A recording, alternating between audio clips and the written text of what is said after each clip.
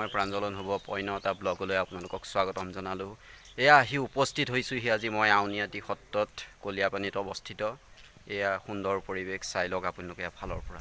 সঁচাই বহুত ভাল লগা এটা পৰিৱেশ। আপুনিও আহি সঁচাই ইয়াতে বহুত ভাল পাব। ইয়াত পৰিৱেশবিলাক চাই সঁচাই চাওকচোন, চাৰি স্কোৱাৰ কিমান ধুনীয়া সেউজীয়া এটা পৰিৱেশ। এইখনে হৈ গ'ল মেইন প্ৰৱেশ দুৱাৰ কলিয়াপানী সত্ৰলৈ যোৱা। টিয়কৰ পৰা প্ৰায় 5 কিলোমিটাৰ অতিক্ৰম কৰাৰ পিছতেই গেটখন পোৱা যাব। ৰাস্তাটো ইমান ভাল নহ'লেও কিন্তু পিছত ভালেই আছে। বৰষুণৰ দিয়াৰ কাৰণে চাগে ৰাস্তাটোত পানী জমা হৈছে। ফাইনেলি আহি আমি উপস্থিত হৈছোঁহি প্ৰথমখন বাটচ'ৰাত। কিমান ধুনীয়াকৈ সজাই ৰাখিছে পদুম ফুল, ওপৰত আছে পদুম ফুল। শ্ৰী শ্ৰী আউনীআটী সত্ৰ কলিয়াপানী টিয়ক। সঁচাকৈ মানিবলগীয়া, যিজনে এইখন বাটচ'ৰা বনাইছে সঁচাই ভাল লগা।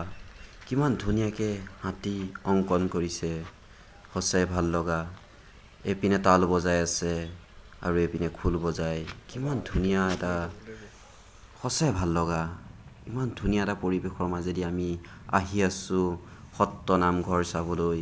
সঁচাকৈ সকলোফালে দেখিলেই সেউজীয়া এটা পৰিৱেশ, সঁচাই ভাল লগা।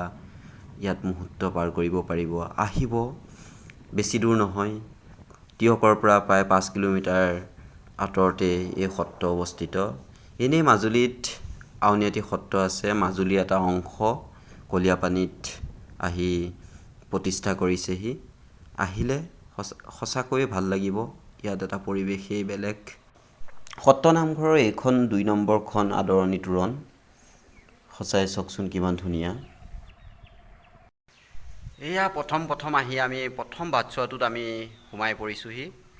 সঁচাই আপোনালোকো আহিব, ইয়াত বহুত এটা ধুনীয়া পৰিৱেশ। চাওকচোন কিমান ধুনীয়া, সঁচাই ভাল লাগিছে।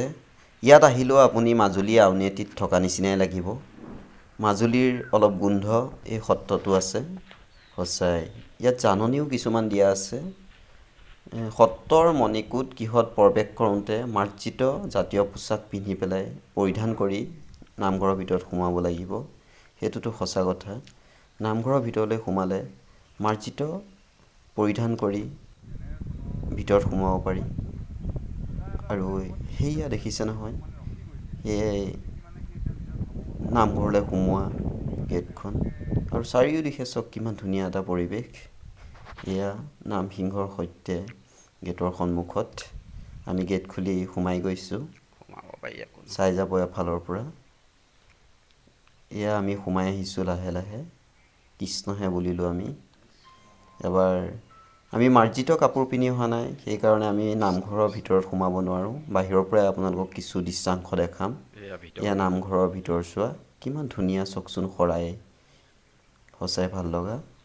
এয়া চাৰিওকাষে পৰিৱেশবিলাক সঁচাই ভাল লগা। সকলো ছাইডৰ পৰা চাব কিমান ধুনীয়া এটা পৰিৱেশ। ইয়ালৈ আহিলেতো বহুতেই ভাল লাগিব আপোনালোকৰ। এয়া মণিকূটৰ দুৱাৰ খোলা নাই, কিন্তু ছাইডৰ পৰা আপোনালোকক কিছু দেখাব যত্ন কৰিছোঁ। এয়া সঁচাই ভাল লগা এটা পৰিৱেশ চাৰিওদিশে। নামঘৰলৈ আহি সঁচাই বহুত ভাল লগা এটা পৰিৱেশ। চাওকচোন কিমান ধুনীয়া, কিমান ধুনীয়াকৈ অংকন কৰি ৰাখিছে। কিছুমান বস্তু, নজনা বস্তু ইয়াত দেখিবলৈ পাব।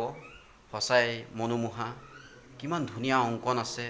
এয়া হৈ গ'ল সমুদ্ৰ মন্থন, কাছৰ দৈত্য আৰু দেৱতাৰ মাজত।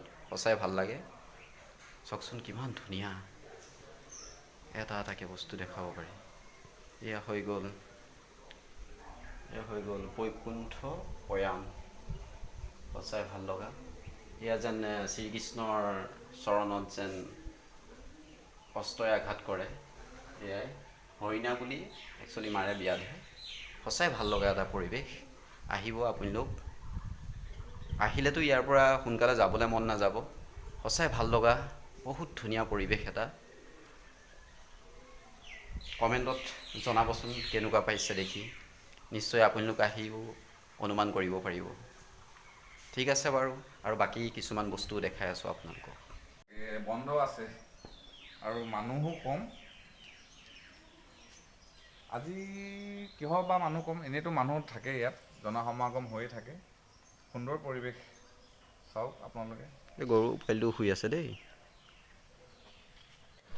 এয়া হৈ গ'ল নামঘৰৰ বৰপুখুৰী। চাৰিওকাষে বাউণ্ডেৰী দি থোৱা আছে, সঁচাই